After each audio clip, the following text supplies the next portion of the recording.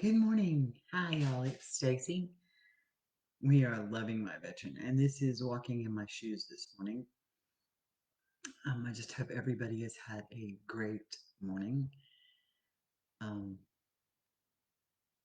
Trying to wake up a little slow this morning. Sorry for that. I'm gonna get our coffee going here. Um,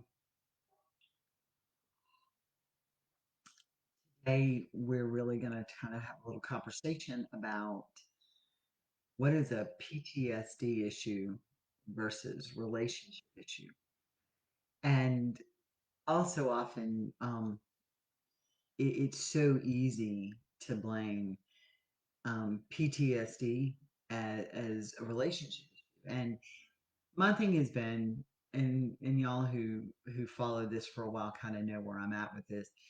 My thing has been that PTSD is a horrible thing, and we're aware of that, and we hate it.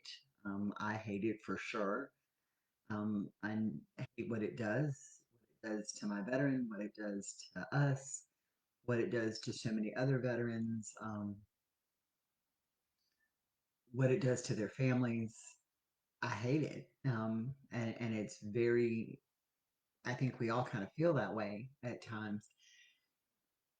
We also know that it's not a choice because I can assure you that none of us want to ever have that. We never want that to have to have experienced something, first of all, that would create it, and we don't choose to have it. It's just not something that is a choice. But learning to live with this and learning to navigate through this and learning to understand how we all work through this horrific thing is challenging. It's challenging for everybody. And so there are things that we blame PTSD for because it's easy. It's easy to blame PTSD for so many problems because if we do that, we don't have to be accountable for the realities of what's going on here. We don't have to be accountable that we have some relationship issues, relationship problems, and face those because it's easier to just blame PTSD for that. And so as you're going to learn, as we all learn and we all evolve together in learning what is a PTSD issue and what's a relationship issue, it's going to make everybody's lives better. um, it's hard. It's so hard. It's so easy for me to make a mistake, and I make tons of them, and not want to hear what Carl has to say to me and just blow it off and say, oh, it's his PTSD. When in reality, it is a relationship thing that we're having a problem with, and not a PTSD issue. And a prime example to that is, sorry, a prime example to that is I allow things to come into our life at any one given time. So we can be sitting there watching a movie or spending time together or whatever, and my phone will ring. Um, or I'll get a message on my phone, or um, some crisis has come up. And I tend to deal with that. Okay. So we can be watching a TV show or watching a movie and doing us. And I get a message on my phone or an email or something, and I check that. Okay. That creates a problem for us. So in the beginning, when he blew up over that, I was like, PTSD talking. And it was easy to say that, oh, well, here we go again. We have another PTSD moment. No, the reality is it wasn't a PTSD moment. It was a relationship issue. I didn't make time for him and our relationship. So that became a relationship issue. That wasn't a PTSD issue. That was a relationship issue. Where it became tricky and hard to navigate through was in the communication. So when I got defensive to it, and we all do when we're called out, we all get defensive. But when I got defensive to it, then me snapping created the PTSD moment that we were using when we were really dealing with relationship issues. So it is very hard to differentiate between the two. And sometimes they do overlap, but we have to be mindful to what is a relationship problem and what is a PTSD problem. And they do overlap a lot of times in the reaction to them, they overlap, but they're not the same issue. Uh, Communication is a massive thing, and in communication, when you go in and you look at the studies of why marriages fail, communication is one of the top reasons that marriages and relationships fail. Beautiful. And we know that. And we want to communicate to keep those relationships together. Where it gets complicated for living with somebody with PTSD is communication isn't always easy. So, how we communicate with them may set them off. And now we blow the whole thing off as it's a PTSD moment. No, it's a relationship moment in our communication, but the way we are communicating now makes it a PTSD moment. So, learning to communicate in an effective manner will help the relationship grow and help eliminate some of the others. Some of the examples that we have is one of the things that I hear a lot and see a lot and get messages a lot about are, well, my veteran, I tell him things that we need to do and he just doesn't do them. Okay, that is a relationship problem. That is a relationship issue. There are things that need to be done and they're not getting done from either side. That makes it a relationship problem, not a PTSD problem. The problem is when we communicate that to them and they become defensive, like we're telling them or we're belittling them or we're whatever, now they're PTSD flares. So the suggestion that as we started talking, more and more of us started talking was, all right, make your list. I'm a list person, okay, and I don't care how you make your list. You can make it any way you choose. But one of the things, sorry, I'm still in my coffee mood, um, is give them a list, a specific list. Hey, um, this is what's going on this week. Can you please do this, and this? Um, and some things they have to do immediately. Like if your freaking toilet's overflowing, they need to fix that today, right this second. If it's a matter of getting something together for you for down the road, I know coffee, I'm all about it. If it is something down the road, then it can be, hey babe, here, this is the stuff we've got to accomplish today and or this week. And almost make this list out that it has both of your stuff on there so they see the division of what's going on. Can you get this? Because I really need to work on this week, or I need to work on this next week. So it kind of alleviates some of the problems. You're still communicating what you need, but you're alleviating the communication problem that becomes the triggers that PTSD. And So learning to navigate those things are a big deal. Um, oh, and I just have to share this. This coffee is not veteran owned, Biddy and Bose. However, if you ever get an opportunity, please go there. I got a little Shannon in here talking about coffee. Um, amazing people, amazing people. So drink your Biddy and Bose. That little plug in there. So when you're, those are just things that will help. And finding effective communication skills. Yesterday, I talk about this and I bless Carl every day for allowing me to share our stories, and what we go through, and being able to share them because it just gives insight. Um, I tend to forget where things need to go exactly where they were in like the kitchen or whatever.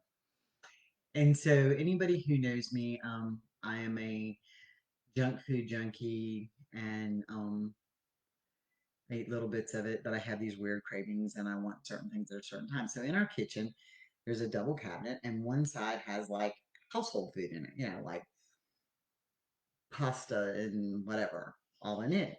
And the other side is like Stacy's comfort food side. And so it can be the bag of Oreos that lasts 2 weeks, or I have some sour tarts in there because I'm really into sour, so it's in there. I haven't, I may not use them for 3 weeks, but it's in there. So Carl was looking for something yesterday, and he opens the cabinet and he says, "Ooh, what a chaotic organization or chaotic mess." And I'm like, I know I need to clean out the cabinets. That is not what he was saying at all. And when I made that comment, I know I need to clean out the cabinets. I get it. And he was like, he slammed the cabinet door, and I'm thinking, what the hell? I just made a comment that it's a disaster and I didn't clean it up. And I said, what is the matter with you? And he said, you didn't even hear what I said. I said it was a chaotic organization is what he said. I said it was chaotic organization, and I was kind of laughing at you, and you took it that I was judging you. And we're finally learning to take that in and realize that I can't be so offended.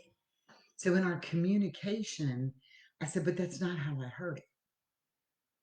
And he said, but that's not what I said either. So sometimes you have to take that step back and realize that I'm hearing it one way and you're saying it a different way. And maybe we have to learn that, because when we're not communicating effectively, and in Carl's words, I get that knee jerk reaction. Now he gets defensive. It triggers the PTSD, and we're in a blow up over where I put the flipping peanut butter in the cabinet. And we don't need to go there again. We're not going there anymore. So we take that step back and we look at communication is a relationship issue. PTSD complicates the communication. So be mindful as to what is this and what is that. Another example we get is a lot of spouses say, yeah, and I'm going to talk about my dear friend Michelle, who's on here a lot, and she hasn't been. God love her. The fires in Colorado are literally 7 miles from her house. So she is way flipped out. One of her biggest fears is being burned to death. And she's got her veteran, and there's their service dog, and she has physical stuff that goes on, and Michelle has shared that, so I'm not speaking out behind her back. She has MS, and so does her veteran. So now she has this added stress about this fire coming and whatever. And so when we were talking yesterday, I said, Michelle, I'm telling you from personal experience in living in a hurricane area, and from being around two big fires. Go ahead today before that fire gets closer and get all your important stuff that you can't replace, family pictures that can't be replaced, and just put them in a rolling suitcase somewhere. paperwork you have to have, and that way it's out of sight, out of mind. You don't have to freak out about it if they would give you an evacuation order. And hopefully you'll be good with that. And she said, "Oh my gosh, that'll be amazing. It'll calm me down. I'll feel better." Okay. So we did that. And then this morning she texted me and she said, my anxiety was through the roof. And I was doing this. And my veteran was like, this is kind of dumb. Why are you doing it? And she's trying to explain to him. And she said, what I really needed was a hug from him. I just really needed him to wrap his arms around me and say, it's okay. And I said to her, I said, did you tell him that? And she said, no. I said, he can't read your mind. And that becomes another issue with PTSD. They can't read your mind. And when he's wrapped up, or the veteran is wrapped up in the same stress because of the PTSD, they're not thinking about what necessarily we need at that moment. I experienced that for me personally when I had a doctor's appointment that I was terrified to go to, a test I was terrified to have done. And I was freaked out. And all I wanted was Carl to wrap his arms around me and tell me it was going to be okay. Well, he wasn't sleeping that night. He didn't wrap his arms around me because he was worrying about his own thing. And so the next morning I said something to him. I said, he said, well, you're in a mood. And I said, well, yeah, I've got a lot on that I'm thinking about and on my plate. And all I really needed from you last night was to wrap your arms around me and tell me it was going to be okay. And he said, why didn't you just say that? So when we expect to be mind readers into what we need in a relationship, we don't communicate that effectively. And so that becomes a relationship issue, not a PTSD issue. It wasn't his PTSD that kept him from wrapping his arms around me. I didn't communicate that's what I needed. So, we get this impression that they can read our minds. We are all talented people here, very talented. We all have our personal talents. But I assure you, none of us are mind readers. I can't read your mind. You can't read my mind. They can't read our minds. We can't read their minds. So, learning effective communication and what you need at the time is very helpful. There were times early on that Carl and I would be sitting on the couch and everything was good and something came on, whether it be TV or across his Facebook or whatever, and all of a sudden he kind of got cold and he pulled away a little bit. And I'm like, what did I do wrong now? And he said, you didn't do anything wrong. Why? I said, because you pulled away from me. And he said, because I had a moment and all you had to do was ask.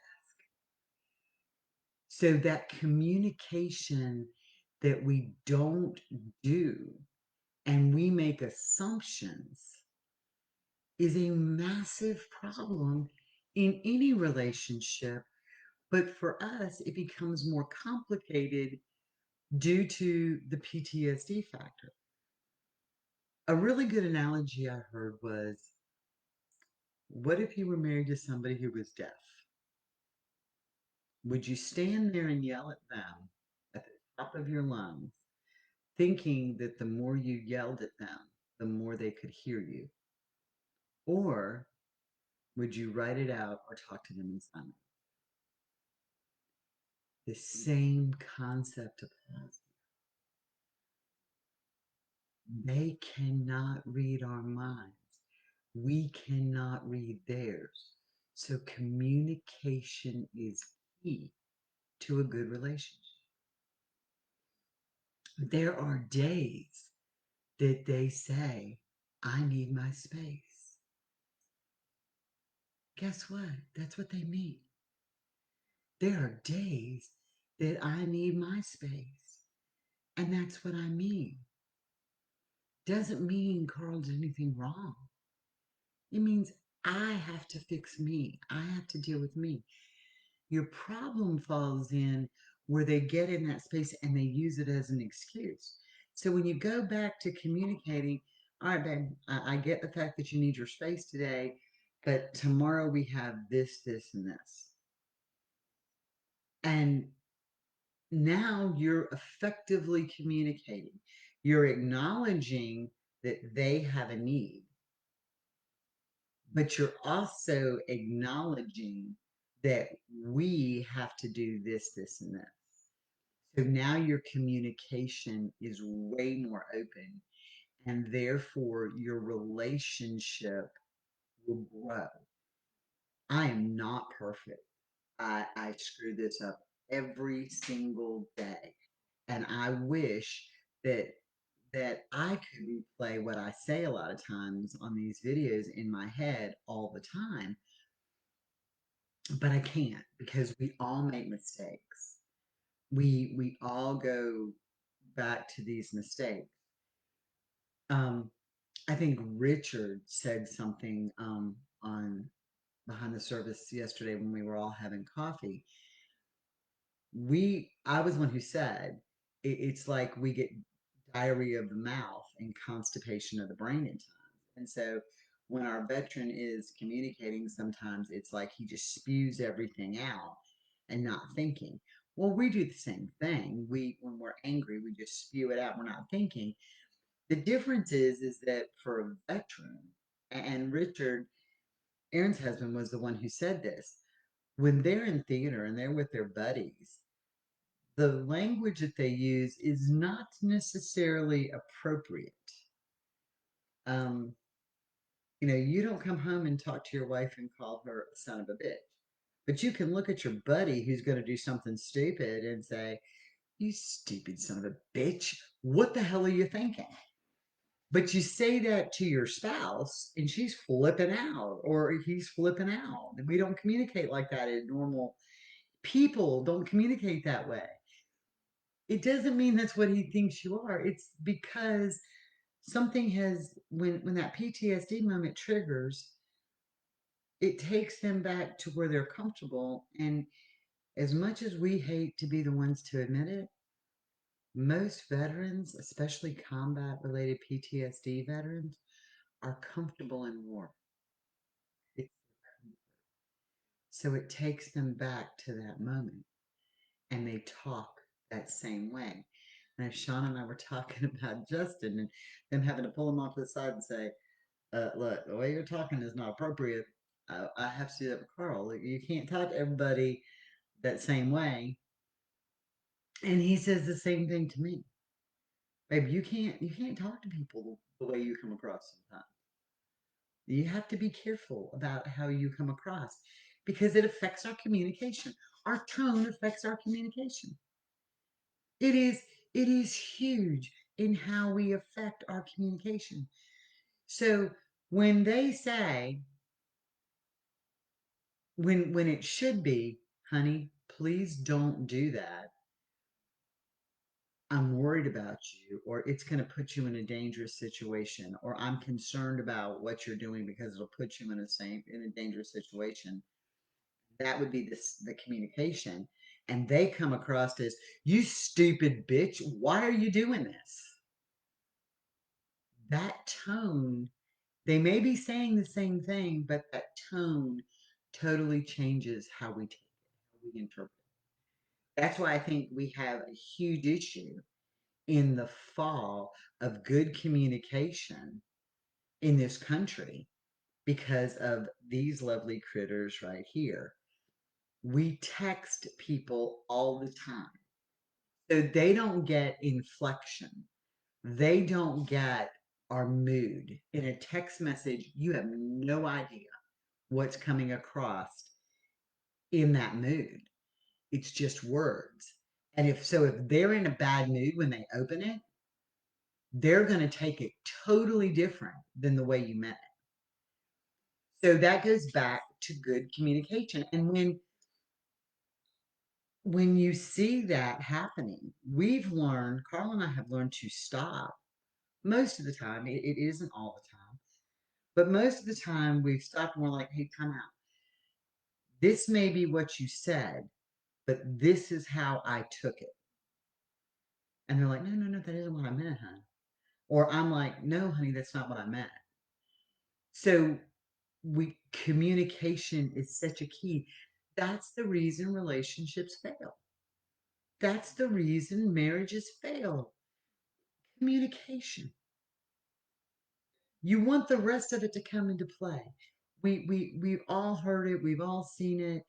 We want intimacy. We want those moments. How do you get intimate with somebody that you're mad at? I mean, unless you're having, well, that's a whole nother conversation. How do you get intimate with somebody you're angry at because of the way that communications came across? Nobody reads your mind. A lot of spouses and partners say they don't initiate the sex. Do you? They don't know. I mean, in one breath, you're saying, I've got to do this today, and this today, and this today, and I have this on my list, and this on my list, and this on my list. Okay, so they've heard you say all this. They know you're busy. And then you want to get intimate. You want them to roll over, and then because you know what they're thinking? I'm not going to do this today because they have all these things to do today. So I'm not going to have sex with her. I'm not going to become intimate with them today because there's already all these other things on the list. I'm not telling you should schedule it, but what I am saying is, have you ever just thought about saying, hey, baby, there's a lot going on today, but I'd really like to spend some time with you and let's have a few moments of intimacy. We don't do that. We expect them to read our minds. It doesn't work that way. And I know that those are like the most trivial things we get.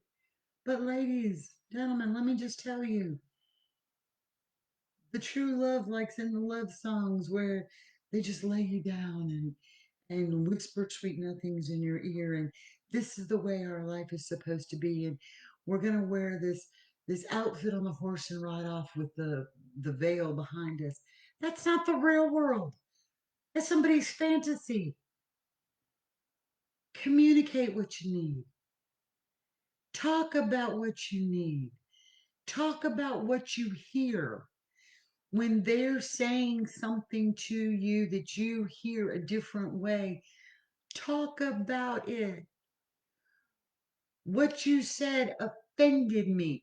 Now, I again am going back to you cannot discuss this when they're in the middle of a rage. It's not gonna happen.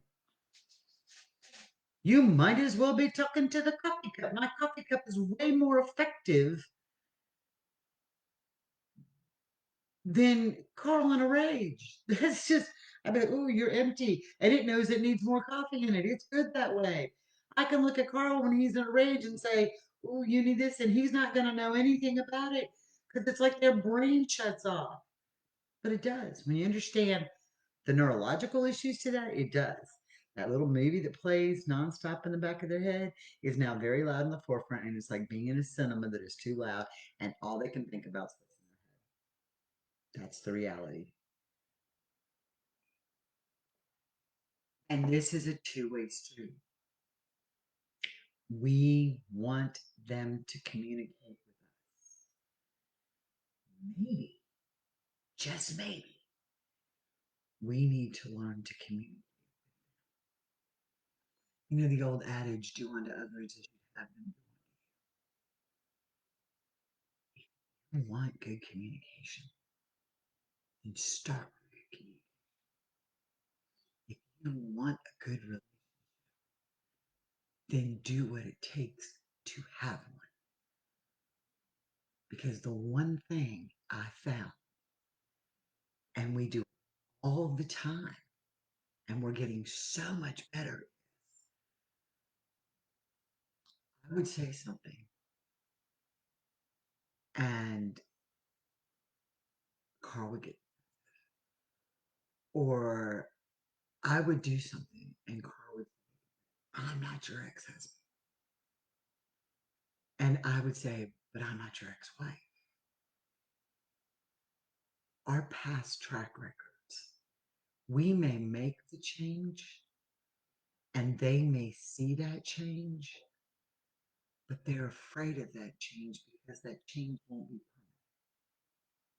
So they stay where they're comfortable. If you want the change, make it. I promise you, as you become more positive in you and you become more positive in what you need, and what you become more positive in what is going to help you feel better, those changes will come in them. They're not going to come tomorrow. They may not come today. It may be months or more before they come into play. Because Carl and I talked about some issues, and I've really listened to him, not just heard him, listened to what he had to say. And I am trying to do better in what he said that he needed from me. And we've done 3, 4, 5 days of this. And when we got into a discussion yesterday, I said, but I'm trying. Since you talked about it last time, I'm doing what you asked. And he said, I know. But your track record is I'll get 4 or 5 good days and you'll go right back.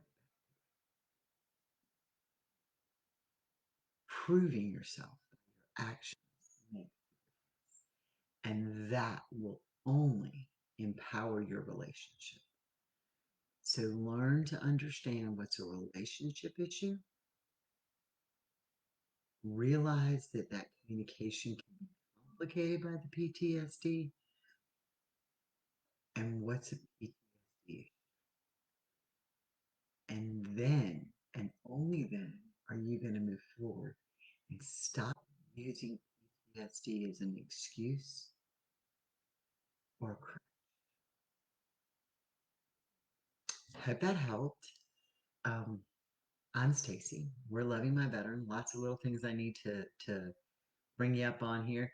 Tonight, 7 o'clock, let's talk. The links have all been fixed. We are all on the same Zoom now. So anybody who could not get in before, it has all been corrected and fixed. If you lovely people have not gone to Behind the Service and listened to their podcast, they have got a great podcast this week on the burn pits. Um, it's something that a lot of people don't know. It's something a lot of people are unaware of.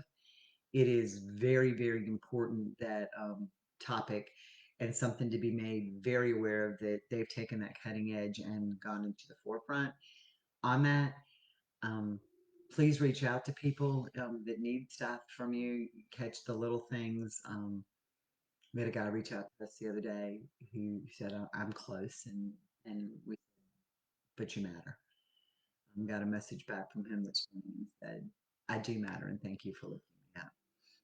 Um, so you never know in your day what your words are going to do to somebody from taking their own life. We need that to come to an end. It is an epidemic in this country. It absolutely must come to an end. There's a link on our Facebook page about signing up for 22 push-ups a day through the month of November to bring our self-aware of PTSD and the number of veterans who are killing themselves every day. I encourage you to do the 22 a day.